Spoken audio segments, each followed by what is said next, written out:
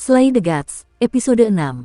Untuk melihat video selengkapnya, sahabat bisa kunjungi playlist yang telah Sabta Novel sediakan.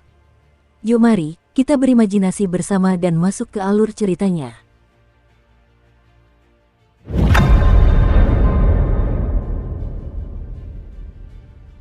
Cao Kongcheng bosan, apa yang dilakukan anak ini di tengah hujan.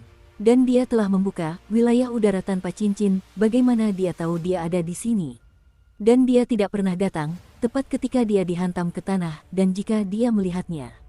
Sungguh memalukan, apalagi, kaki depannya hanya berkata untuk menjaga dunia kepadanya, dan sekarang jika pukulan backhand akan membawa Lin 7 malam ke dalamnya, jika anak itu mengalami kecelakaan, Zhao Kongcheng tidak akan memaafkan dirinya sendiri seumur hidup.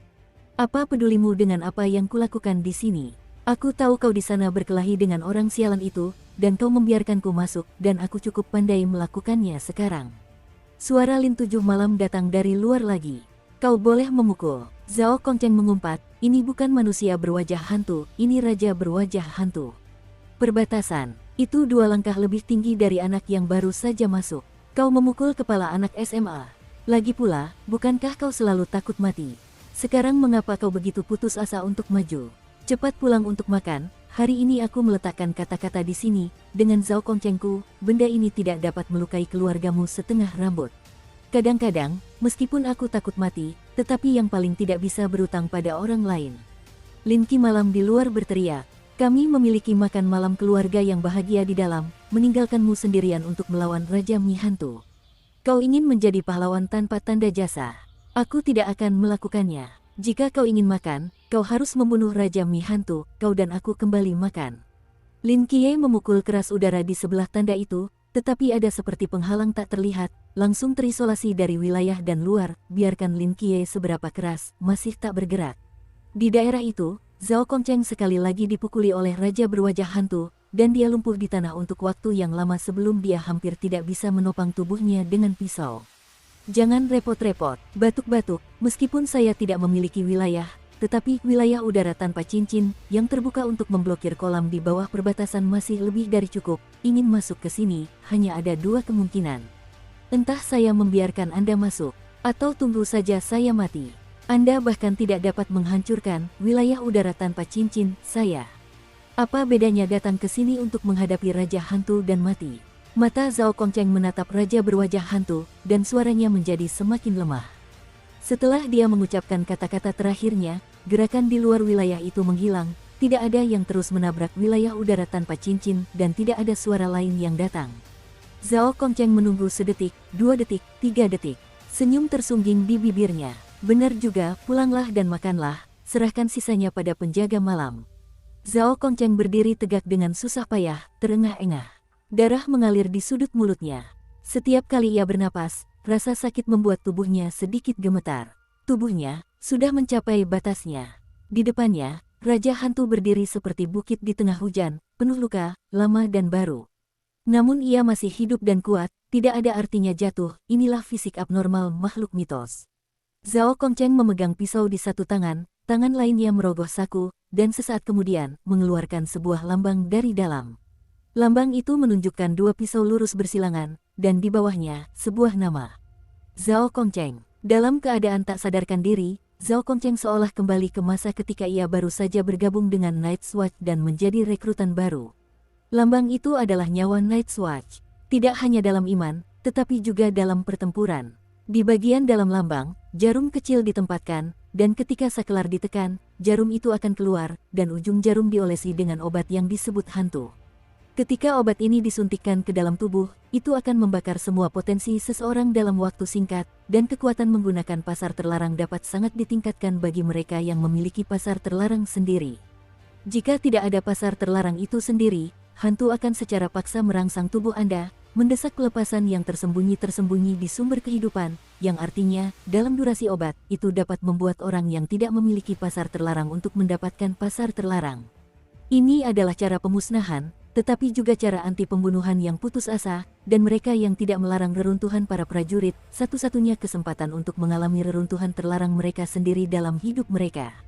Jangan gunakan sebagai pilihan terakhir. Zhao Kongcheng memegang lambang, tubuh tidak dapat mengendalikan gemetar, melihat Raja Wajah Hantu yang perlahan mendekat, sudut mulutnya muncul senyum. Kau tahu, sudah berapa lama aku menunggu hari ini? Hujan turun deras. Hujan, bercampur darah, menetes di lengan Zhao Kongcheng dan jatuh di permukaan lambang. Zhao Kongcheng juga tidak peduli apakah Raja Wajah Hantu dapat mendengarkan untuk mengerti, bergumam di tengah hujan, manusia, mereka selalu merindukan kekuatan gaib itu, berpikir bahwa suatu hari mereka dapat naik ke langit, meniup pukulan ke gunung, dan memikirkan awan. Sebagai penjaga malam selama bertahun-tahun, saya telah menunggu kebangkitan pasar terlarang saya sendiri, tetapi sekarang saya telah lebih dari 40 tahun, dan saya belum melihat pasar terlarang saya sendiri. Sejujurnya, dalam jaga malam, tidak ada pasar terlarang yang benar-benar sangat sulit untuk dicampur. Setiap kali melihat kapten mereka bertarung dengan pasar terlarang, tampan hingga meledak, hati ini selalu masam. Kemudian, saya berpikir bahwa jika suatu hari saya bertemu musuh yang tidak akan pernah bisa saya menangkan, saya harus mencoba pemandu hantu sebelum saya mati, melihat pasar terlarang saya sendiri, dan bahkan jika saya mati, saya bisa mati dengan senyuman. Pokoknya, terima kasih atas kesempatannya. Zhao Kongcheng membuka telapak tangannya dan membiarkan hujan membasahi permukaan lambang. Dia menggosok jari-jarinya dengan ringan di sisi lambang dan jarum perak tipis muncul. Dia menarik napas dalam-dalam, menusukkan jarum perak ke telapak tangannya. Sial, sedikit sakit, Zhao Kongcheng menyeringai dan menggumamkan kutukan. Tepat saat jarum perak menembus kulit, Zhao Kongcheng hanya merasakan nyeri tajam di sekujur tubuhnya surut bagai air pasang, dan rasa kekuatan yang tak tertandingi mengalir deras ke dalam hatinya. Sel-sel tubuhnya seakan terbius, menunjukkan vitalitas yang tak tertandingi, dan jantungnya bagaikan genderang yang ditabuh dalam pertempuran dua pasukan, cepat dan dahsyat. Di saat yang sama, medan gaya misterius yang berpusat pada Zhao Kongcheng memancar keluar. Mata Zhao Kongcheng berbinar. Raja berwajah hantu itu seakan menyadari bahaya, meraung pelan, kakinya berderap di tengah hujan, dengan semburan energi kinetik yang mengerikan. Pinggang Zhao Kongcheng perlahan-lahan tegak, cengkeraman pisaunya mengencang. Hujan menghantam permukaan pisau lurus itu dengan suara gemerincing. Ia memegang pisau itu di tengah hujan, dan di matanya, ia memancarkan cahaya halus yang tak tertandingi. Maka ia mengangkat tangannya. Dengan wajah hantu mendekat, satu tebasan, jauh dan jauh. Bulan sabit hitam setinggi 4 atau 5 meter berayun keluar dari bilahnya, diam-diam membelah tirai hujan, dan dalam sekejap, ia menembus ruang di depan mereka berdua. Kecepatan bulan sabit ini terlalu cepat, begitu cepatnya hingga Raja Wajah Hantu itu tak dapat membalikkan tubuhnya. Kemudian, sebuah lengan yang terluka dan ganas terlempar tinggi. Dengan satu tebasan, Raja Wajah Hantu kehilangan lengannya. Zhao Kongcheng memegang pisaunya, sudut mulutnya tak dapat menahan diri untuk tidak bergerak ke atas. Ia melemparkan dirinya ke langit dan tertawa, urutan pasar terlarang 083, Minseng bulan bersinar. Hahaha, sudah kuduga. Aku Zhao Kongcheng, dia benar-benar jenius. Hujan deras mengguyur. Zhao Kongcheng memegang pisau lurus, jubah merah tua telah basah kuyup, darah di sekujur tubuhnya telah sangat malu. Tapi matanya seterang bintang. Ternyata ini adalah pasar terlarang. Wahana yang luar biasa. Ini benar-benar luar biasa. Di seberangnya, Raja Wajah Hantu menatap lengan kanannya yang kosong dengan takjub, wajahnya yang pucat seolah terpelintir oleh keterkejutan. Dia tidak dapat memahami bagaimana tikus itu, yang baru saja dirusak secara sepihak olehnya, dapat melepaskan kekuatan yang begitu kuat dalam sekejap. Tapi itu tidak cukup pintar, dan dia juga tidak punya waktu untuk itu. Zhao Kongcheng bergerak. Di bawah kekuatan obat, tubuhnya telah melupakan semua luka dan kembali ke kondisi terbaik. Dia seperti anak panah dari tali, terbang ke Raja Wajah Hantu. Ho ho ho, Raja berwajah hantu bermata merah. Kehilangan lengan kanannya, ia telah benar-benar menjadi marah. Otot-ototnya membengkak, seluruh tubuhnya membengkak membentuk lingkaran, kakinya ditekuk, dan tubuhnya yang besar melompat dalam cipratan besar. Di udara, kedua sosok itu bertabrakan. Boom, boom, bu. Pergerakan kedua orang itu cepat menjadi kabur, bilah hitam bulan memercik keluar, meninggalkan sejumlah besar bekas pisau ganas di tanah sekitarnya. Awalnya, pisau Zhao Kongcheng tidak dapat menghancurkan pertahanan Raja berwajah hantu, dan baik kekuatan maupun kecepatan menduduki dasar absolut, yang juga merupakan alasan mendasar mengapa ia baru saja dipukuli dengan sangat buruk. Dan sekarang ada, Minseng Flash Moon, kematian Zhao Kongcheng sendiri telah mencapai tingkat teror, setiap pisau dapat meninggalkan bekas darah yang dalam di tubuh Raja berwajah hantu. Meskipun dari segi kekuatan dan kecepatan, Zhao Kongcheng masih belum sebaik Raja wajah hantu, tetapi ketika ia memperbaiki kekurangan dalam hal mematikan, kekurangan lainnya dapat ditutupi oleh pengalaman. Sekalipun fisik mereka buruk, Raja Wajah Hantu terluka parah, ia masih bisa saling menjatuhkan. Ternyata, Tuan Chow tidak berbohong. Ketika ia menguasai pasar terlarang, ia bisa membunuh Raja Wajah Hantu 800 kali. Jika diberi waktu yang cukup, hanya masalah waktu sebelum ia membunuh Raja Wajah Hantu sendirian. Intinya, ia tidak punya waktu sebanyak itu. Meskipun penggunaan hantu dan roh dapat membuat potensi seseorang meledak, durasinya tidak lama. Dari pecahnya pasar terlarang Zhao Kongcheng hingga sekarang, hampir 10 detik telah berlalu, membuatnya kehabisan waktu. Zhao Kongcheng dapat dengan jelas merasakan bahwa kekuatannya sendiri memudar, dan rasa sakit yang tersembunyi berangsur-angsur pulih. Bahkan bulan sabit hitam itu semakin mengecil. Raja berwajah hantu tampaknya menyadari perubahan kondisinya, dengan mengorbankan konsumsi sumber yang dipaksakan, mengeluarkan serangan yang lebih agresif. Setelah beberapa putaran lagi, Raja Hantu memanfaatkan kesempatan itu dan meninju dada Zhao Kongcheng. Tung, suara tumpul bergema di udara, Zhao Kongcheng seperti layang-layang dengan garis putus, terbang keluar dan jatuh dengan keras ke tanah. Bau mengapa begitu menyakitkan? Rasa sakit itu seperti gelombang yang mengamuk, mencuci setiap saraf Zhao Kongcheng. Dia mengatupkan giginya, dan matanya penuh darah. Dia batuk darah dan perlahan-lahan keluar dari lumpur. Matanya tertuju pada Raja berwajah hantu, dan api yang membara di matanya masih belum mereda. Dia masih bisa bernapas, pasar terlarangnya masih hidup, dia masih bisa bertarung. Ghostface belum mati, dia tidak boleh jatuh. Dia berpegangan pada tanah dengan pisau lurusnya dan bergoyang berdiri, dan saat itu sesuatu terjadi. Boom! Suara keras datang dari belakang Zhao Kongcheng, dan langit di atas sedikit bergetar, dan sebuah celah terbuka. Ini, Zhao Kongcheng menatap langit, sepertinya memikirkan sesuatu, punggung yang ganas. Tidak jauh di belakangnya, kanvas tak terlihat yang menutupi langit telah retak di sudut. Dan di celah yang tidak lengkap itu, seorang pemuda dengan mata yang diwarnai emas perlahan datang. Zhao Kongcheng membuka mulutnya lebar-lebar, dan ekspresinya seperti melihat hantu. Kau, bagaimana kau bisa masuk ke sini? Lin Qiye mengangkat rambutnya yang basah kuyup, matanya seperti tungku yang menyala, panas dan suci, dia mendesah tak berdaya. Harus mengatakan, ini wilayah udara tanpa cincin, benar-benar cukup keras, tetapi untungnya aku memiliki sepasang mata ini, dapat menemukan titik terlemahnya, tetapi juga untungnya. Sekarang malam, Zhao Kongcheng hanya mengerti kalimat sebelumnya, tetapi itu masih tidak dapat menjawab keraguan dalam benaknya, bagaimana Anda bisa memiliki kekuatan yang begitu besar ketika Anda baru saja memasuki wilayah itu. Tidak benar bagaimana Anda menerobos wilayah udara tanpa senjata. Anda tidak akan percaya ini. Lin 7 malam tenang terbuka, aku memelototinya, itu terbuka. Tuan Zhao, Lin Qiye tidak berbohong, di bawah berkah malam, dia bisa merasakan bahwa matanya telah sangat ditingkatkan, meskipun tidak dilebih-lebihkan seperti 5 kali, tetapi 2 kali. Sebelum mendapatkan penari bintang, ia mampu membunuh wajah hantu dengan kekuatan ilahi Serapim, dan setelah diberkati malam, ia juga mampu menghancurkan ruang udara tanpa cincin dengan kekuatan ilahi. Namun, konsumsi kekuatan mentalnya ini terlalu besar, hanya dengan sekali tatap, hampir langsung akan menghabiskan kekuatan mentalnya. Lin Qiye menatap Raja berwajah hantu yang penuh memar, dan melihat bekas pisau di seluruh tanah, menatap mata Zhao Kongcheng yang tiba-tiba aneh, dan berkata bahwa Anda tidak melarang reruntuhan. Seorang pria dapat memotong ini. Zhao Kongcheng tidak repot-repot menjelaskan kepadanya karena dia benar-benar tidak punya banyak waktu. Hentikan omong kosong itu dan minggir. Saya dapat membantu Anda bertarung. Saya tahu, minggir saja. Zhao Kongcheng berbalik untuk menatapnya, pisau. Saya memotong pisau, pisau ini memotong, Anda datang untuk membantu saya tidak terlambat. Oh, Lin 7 malam untuk minggir. Zhao Kongcheng menarik napas dalam-dalam, mengepalkan gagang pisau di tangannya, dan menatap Raja berwajah hantu yang tidak jauh darinya. Sobat, yang ini, Anda harus berhati-hati.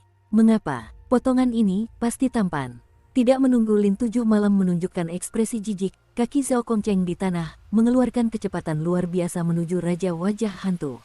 Raja Wajah Hantu juga tampaknya melihat bahwa pria ini telah mencapai titik kelelahan lampu minyak, tidak memilih untuk bertarung dengannya, tetapi berdiri waspada di tempat, selalu siap untuk menahan serangannya. Cahaya di mata Zhao Kongcheng seperti obor yang menyala, semakin terang dan semakin terang. Dia menerobos tirai hujan dan bergegas ke wajah hantu. Tidak ada yang mewah. Angkat tanganmu, ayunkan bilah pedang. Bulan sabit sebesar sebelumnya mengiris malam, meluncur di langit lebih cepat daripada yang bisa ditangkap oleh mata telanjang, memotong setengah setiap tetes hujan di jalurnya. Kecepatan pisau ini terlalu cepat, begitu cepat sehingga sekuat Raja Wajah Hantu, dan tidak dapat dengan mudah dihindari. Sekalipun ingin bersembunyi, ia tak bisa dalam kondisinya saat ini. Maka, bulan sabit hitam di langit, dengan lembut, memotong kepala yang mengerikan dengan seringai pucat. Dengkuran dan dengkuran, kepala Wajah Hantu itu jatuh. Zhao Kongcheng mengguncang tubuhnya dan jatuh lurus ke bawah. Mata dan tangan Lin Qiye dengan cepat, dengan mantap menangkap tubuh Zhao Kongcheng. Sampai saat itu, ia menemukan kondisi fisik Zhao Kongcheng yang buruk. Goresan, benjolan, jatuh. Dalam persepsi spiritual Lin Qiye, tubuhnya tertutup rapat dengan luka, darah mengalir darinya, dan lumpur air hujan di bawahnya diwarnai merah. Setidaknya 5 atau 6 tulang patah di tubuhnya, dan Lin Qiye tidak dapat membayangkan bagaimana Zhao Kongcheng dapat berdiri di bawah luka serius seperti itu. Hal yang paling fatal adalah bahwa Lin Qiye dapat dengan jelas melihat bahwa tubuh Zhao Kongcheng menurun dengan cepat, vitalitasnya seperti bara api dalam abu, dan semakin lemah. Lin Qiye duduk di samping Zhao Kongcheng dengan bingung, tubuhmu. Ahem, tidak ada, hanya warisan potensi yang dipaksakan. Jika kau terus seperti ini, kau akan mati. Aku tahu, kau baik-baik saja untuk mati. Hei. Zhao Kongcheng ingin tertawa, tetapi di tengah tawanya, dia batuk darah lagi. Ini bukan kerugian, setidaknya aku mengalami pasar terlarang sebelum aku mati, dan apa? Dan aku telah melakukannya, dan aku telah menghunus pedangku ke dalam dan menodai langit dengan darah. Zhao Kongcheng menjabat tangannya, menyentuh lumpur di bawahnya, menyentuh tangan yang berlumuran darah. Jumlah darah ini, bahkan jika itu tidak dapat mewarnai langit, mewarnai sepotong bumi seharusnya tidak masalah. Lin Qiye tertegun, tetapi tidak ada puluhan ribu orang di belakangmu, dan tidak ada yang melihat usahamu kecuali aku, jadi apakah itu sepadan? Zhao Kongcheng tersenyum dan tidak menjawab. Tolong aku, kau bilang, aku punya sebungkus rokok di saku. Nyalakanlah. Lin Qiye meraba-raba saku dada Zhao Kongcheng sebentar, menyentuh sebatang rokok yang basah kuyup, lalu mengambil korek api dari saku celana. Asap, rokok itu dihisap Zhao Kongcheng, tangan Lin Qiye melindungi korek api itu, mencegah hujan, bahkan menekannya beberapa kali. Cuk, bao. Kilatan api menyulut rokok di mulut Zhao Kongcheng. Ia menarik napas dalam-dalam dan mengembuskannya panjang-panjang, seolah seluruh tubuhnya terasa nyaman. Zhao Kongcheng menggenggam sebatang rokok di mulutnya, matanya menatap langit kelabu. Hujan jatuh di wajahnya dan meluncur di pipinya. Lin 7 malam. Aku memotong mie hantu raja, kau lihat itu. Aku melihatnya. Mulut Zhao Kongcheng tak kuasa menahan diri untuk tidak terangkat, ia sangat gembira. Lin Qiye mengangguk, hendak mengatakan sesuatu, tiba-tiba seluruh tubuhnya sedikit gemetar. Dia menoleh dengan kaku dan melihat mayat kekar tanpa kepala perlahan bangkit dari lumpur di kejauhan. Di tubuhnya, wajah pucat aneh seperti parasit, merangkak cepat, dari kaki ke punggung, dan dari punggung ke dada. Akhirnya, tumbuh di dada Raja Wajah Hantu. Di sisi kepala yang baru terpenggal, wajah pucat itu menghilang. Murid 7 malam Lin tiba-tiba berkontraksi. Raja Wajah Hantu belum mati. Hujan masih turun. Zhao Kongcheng menatap langit, masih mengingat pemandangan itu, dan tidak memperhatikan perubahan ekspresi Lin Qiye. Sial, aku membunuh orang yang bahkan tidak bisa membunuh Kapten. Lin Qiye, apa kau pikir aku parah? Lin Qiye terdiam sejenak, melihat ke bawah ke dada Zhao Kongcheng, anggukan berat. Wah, mengesankan. Setelah melakukan begitu banyak hal, jika aku bisa bertahan hidup, aku pasti seorang jenderal, kan? Tentu. Mata Lin Qiye penuh dengan keyakinan, kau harus hidup. Hei. Zhao Kongcheng tampaknya telah membayangkan beberapa gambar, wajahnya dipenuhi dengan kepuasan. Tetapi cahaya di matanya memudar. Dukung terus channel YouTube Sabta Novel. Tangan Lin Qiye sedikit gemetar. Dia mengguncang tubuh Zhao Kongcheng dan berbisik, Zhao Kongcheng. Kau belum menjadi jenderal, kau belum bisa mati. Zhao Kongcheng tampaknya tidak dapat mendengar suara Lin Qiye, matanya berangsur-angsur kabur, dia membuka mulutnya dan suaranya terdengar seperti nyamuk. Laosu, apakah itu tampan? Tampan. Bibir Lin Qiye bergetar, dan dia mengangguk dengan tegas. Sangat tampan, lebih tampan dari siapapun yang pernah kulihat. Sudut mulut Zhao Kongcheng sedikit melengkung, matanya perlahan menutup dan tubuhnya rileks. Zhao Kongcheng, mati. Lin Qiye duduk di sana, hujan mengaburkan pandangannya, tetapi matanya masih tidak beralih dari Zhao Kongcheng. Sampai langkah kaki berat terdengar lagi. Lin Qiye mengatupkan mulutnya, menarik napas dalam-dalam, dan duduk perlahan dari tanah. Dia berbalik, dan matanya tertuju pada mayat tanpa kepala Raja Wajah Hantu di kejauhan, seolah-olah matahari membakar matanya. Dia maju 2 langkah, mencabut pisau lurus yang dimiringkan ke tanah. Itu adalah pisau Zhao Kongcheng. Lin 7 Malam memegang pisau, selangkah demi selangkah menuju Raja Wajah Hantu. Hujan akan membasahinya, tetapi tidak bisa mencurahkan amarah di hatinya. Dan mata emas yang menyala-nyala itu. Hantu wajah di tubuh wajah-wajah terpelintir, tampaknya berada dalam raungan diam, kecepatannya semakin cepat, dan akhirnya seperti binatang raksasa yang terhuyung-huyung, menuju Lin 7 Malam Hit. Zhao Kongcheng telah memotong lengan kanan Raja berwajah hantu tanpa kepala itu, dan hanya bisa mengandalkan cakar tangan kirinya untuk melancarkan serangan bertubi-tubi. Lin Qiye memegang pisaunya, selalu dapat memprediksi lintasan serangannya, lalu sambaran petir menyambar, menghindari serangan itu. Ia bagaikan kupu-kupu di tengah malam, bergoyang tertiup angin kencang, namun tak pernah menyentuh sehelai daun pun. Visi dinamis yang mengerikan, ditambah dengan kecepatan para penari malam berbintang, membuat hutan Qiye tampak seperti jelmaan hantu saat ini. Lin Qiye terus-menerus melancarkan lebih dari 10 serangan ke arah Raja berwajah hantu, mengangkat tangannya tanpa ekspresi, dan menghunus pisau tajam. Kali ini, targetnya bukanlah titik vital di tubuhnya, melainkan wajah pucat yang bersemayam di dada Raja berwajah hantu itu. Jika tebakannya benar, seringai ini adalah wajah asli dari sang wajah hantu. Meskipun Zhao Kongcheng telah memenggal kepala Raja wajah hantu sebelumnya, dia tidak melukai wajah hantu, jadi Raja wajah hantu masih bisa bangkit dari kematian. Tubuh Lin Qiye menari-nari di celah antara serangan Raja wajah hantu, dan pisau lurus di tangannya terayun satu demi satu, memotong wajah berulang-ulang. Meskipun dia memiliki bonus kekuatan 5 kali lipat, dia masih tidak dapat melakukan kerusakan nyata pada Raja wajah hantu, hanya meninggalkan noda darah dangkal. Tapi itu tidak masalah. Jika satu tidak membunuhmu, 10, 100. Kali ini dia akan memotong Raja hantu menjadi berkeping-keping. Sekali, 2 kali, 3 kali. Raja wajah hantu tidak dapat menyentuh Lin 7 Malam, tetapi Lin 7 Malam dapat memotong ke Raja wajah hantu. Secara bertahap, dada Raja wajah hantu pada luka meringis semakin banyak darah, ekspresi semakin dan semakin menyakitkan.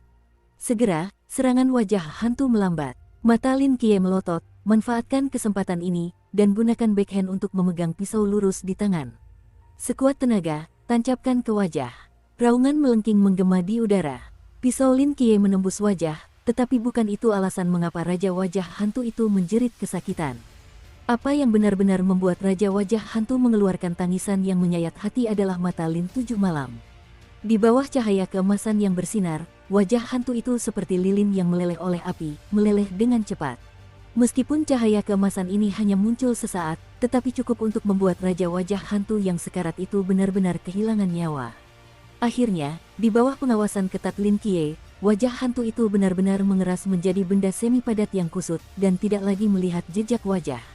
Pada saat yang sama, Lin Qiye hanya merasakan arus hangat di sepanjang tangan yang memegang pisau, perlahan mengalir ke tubuhnya.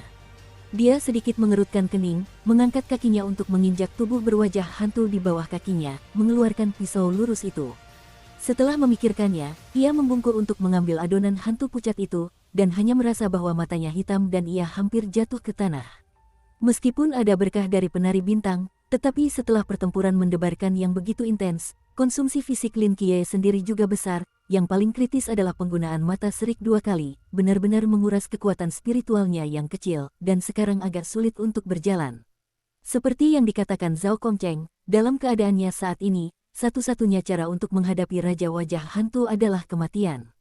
Jika Night's Watch tidak melukai Raja wajah hantu terlebih dahulu, jika bukan Zhao Kongcheng yang menebas Raja wajah hantu dengan nyawanya, bahkan jika ia memiliki mata serapim dan penari malam berbintang, tetap mustahil untuk menjadi lawan Raja wajah hantu.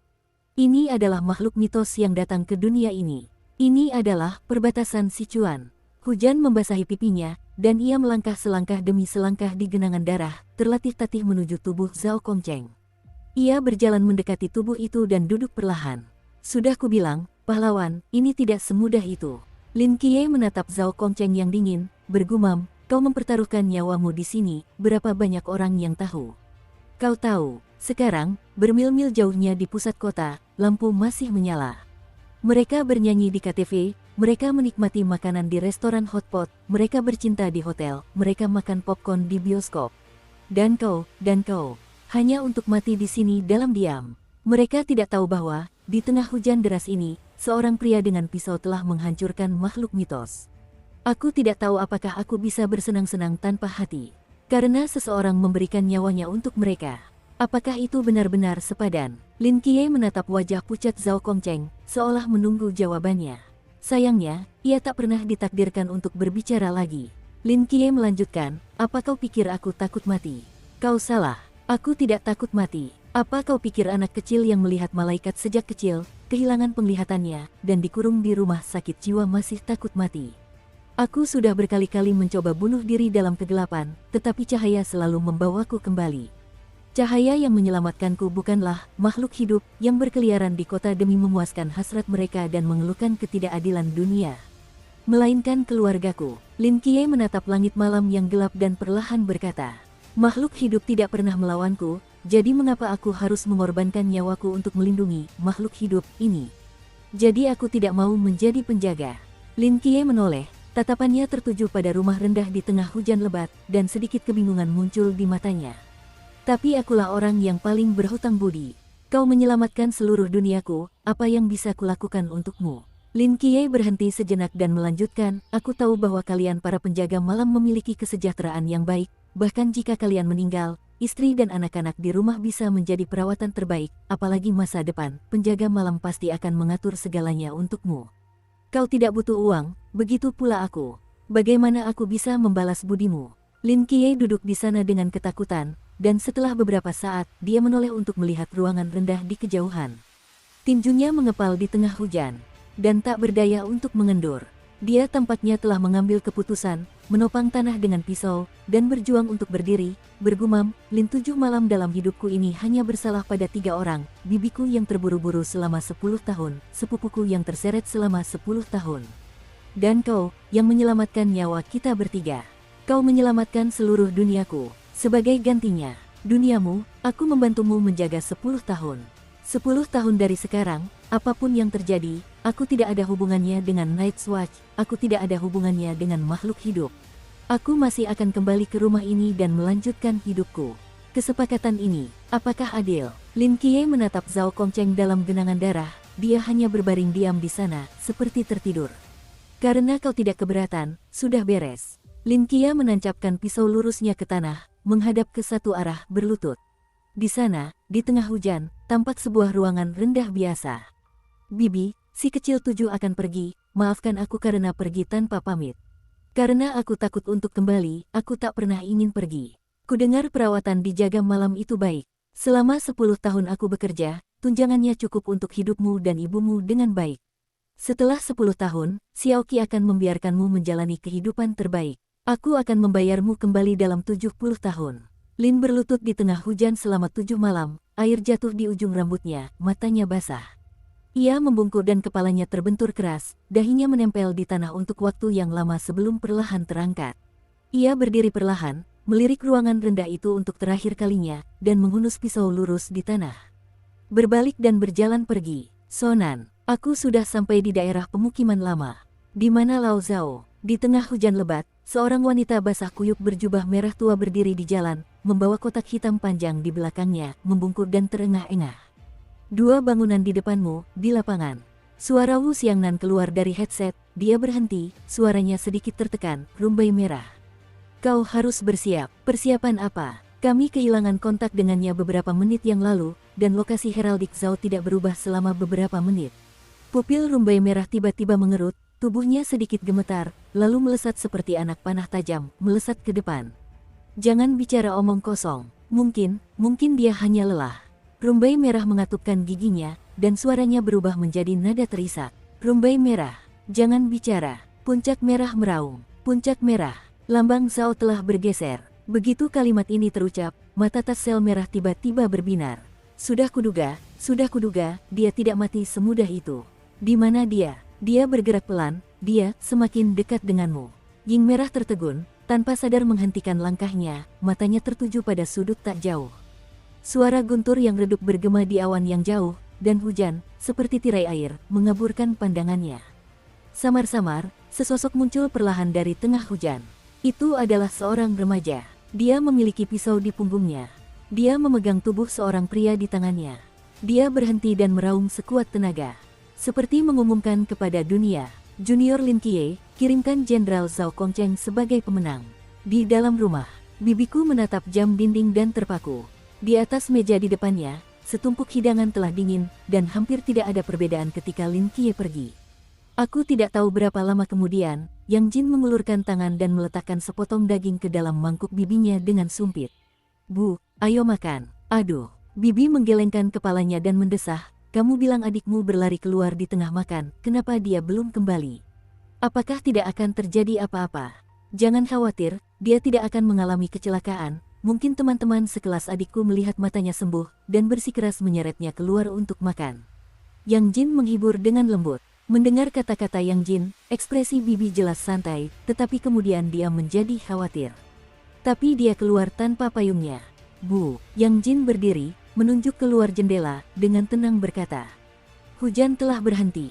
Hujan memang telah berhenti. Cahaya bulan yang samar menembus awan, tumpah ke dalam keheningan dan kesunyian malam. Tak jauh di ruang terbuka, tanda yang rusak telah disingkirkan, daging dan darah di tanah telah dibersihkan, hanya meninggalkan bekas pisau yang ganas di tanah, diam-diam membicarakan semua yang terjadi tadi malam. Mungkin besok pagi, seseorang akan menemukan celah misterius ini, dan mereka akan membuat banyak tebakan, tetapi mereka tidak akan pernah tahu kebenarannya. Beberapa tetes hujan menyelinap ke bawah atap dan mendarat di kolam kecil berlumpur, beriak. Splat, telapak satu kaki melangkah ke dalam kolam dan membuat cipratan. Dalam kegelapan malam, seekor anjing kecil hitam kudisan berjalan perlahan di ruang terbuka yang dipenuhi bekas pisau. Di lehernya tergantung sebuah tas kain kecil. Tas itu masuk melalui sebuah celah, sampai ke tempat terbuka yang bersih, dan berhenti. 10 menit yang lalu, di sini, terbaring tubuh seorang pria. Kepalanya tertunduk, dan ada cahaya redup di matanya yang gelap. Tiba-tiba, dia membuka mulutnya. Berbicara dari mulut seseorang, suaranya dalam dan besar. Roh itu kembali. Jembatan Perdamaian, Kota Changnan. Jembatan Perdamaian adalah sebuah jembatan di pinggiran kota Changnan. Di bawah jembatan terdapat kanal besar Jiangnan yang melintasi seluruh kota, dan banyak pejalan kaki dan kendaraan melewati jembatan ini setiap hari, yang merupakan salah satu landmark kota Changnan. Di ujung jembatan Perdamaian, ada etalase toko kecil di kedua sisi, dan di salah satu etalase toko yang tampaknya paling tidak mencolok, ada tanda merah tua yang besar. Kantor Perdamaian. Seperti toko-toko lain di dekat jembatan Perdamaian, toko ini tidak besar, tetapi luasnya lebih dari 200 meter persegi, sedikit lebih besar daripada kedai Milanzu di samping sekolah pada umumnya.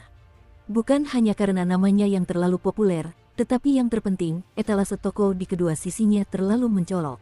Di sebelah kiri, terdapat sebuah rangkaian acara pernikahan merah yang sangat meriah, yang disebut Pernikahan Perdamaian. Di sebelah kanan, terdapat sebuah toko pemakaman dengan kain satin putih yang tergantung di mana-mana dan karangan bunga, yang disebut Pemakaman Perdamaian dan Naga Pemakaman. Di sebelah kiri, sebuah pernikahan dirayakan, dan di sebelah kanan, pemakaman dilaksanakan. Di tengah-tengah kedua ekstrim ini, Kantor Perdamaian adalah sebuah toko transparan, yang tidak mampu menarik perhatian. Bahasa Indonesia, jika ada karakteristik, mungkin namanya, spesialisasi firma umum berbeda, ada firma hukum profesional, firma detektif profesional, firma akuntansi profesional. Tapi toko ini, tanpa awalan, hanya kata perdamaian, membuatnya sulit untuk mengetahui apa yang dilakukannya. Saat ini, kantor perdamaian, di bawah tanah. Di aula yang luas dan terang, seorang pria muda duduk di sofa dengan kepala tertunduk, menatap ubin lantai di bawah kakinya dan tidak mengatakan apa-apa. Di aula besar duduk 6 orang lainnya. Jadi, Anda agen Serapim yang dicari Zhao. Wu Xiangnan duduk di sofa di sisi lain, menatap Lin Qiye bertanya. Benar. Setelah hening sejenak, Wu Xiangnan berbicara perlahan, nama saya Wu Xiangnan, wakil pemimpin tim Night Watchman 136 di kota Changnan, dan yang berbaju hitam di samping pilar adalah Kapten Chen Muye. Lin Qiye mengikuti tatapan Wu Xiangnan, tak jauh dari sebuah pilar, seorang pria dengan tangan di saku sedang menatapnya dalam diam.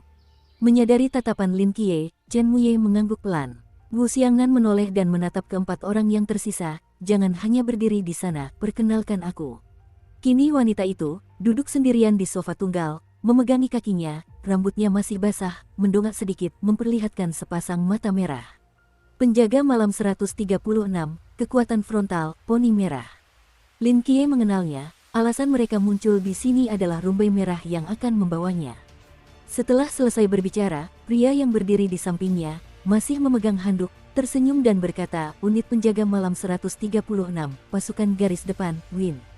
Kemudian, sambil berpegangan erat di samping, gadis yang juga menangis terseduh-seduh itu mengangkat kepalanya sedikit dan berkata lembut, tim penjaga malam 136, dokter militer paruh waktu pembantu tempur, Sik Xiaonan.